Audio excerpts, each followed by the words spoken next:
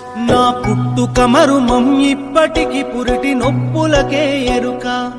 నా పుట్టుక మరుమం ఇప్పటికి పురిటి నొప్పులకే ఎరుక. నా బతుకును నిత్యం కడుపుల మోస్తూ కలగన్నది కనుక. నా పుట్టుక మరుమం ఇప్పటికి పురిటి నొప్పులకే ఎరుక.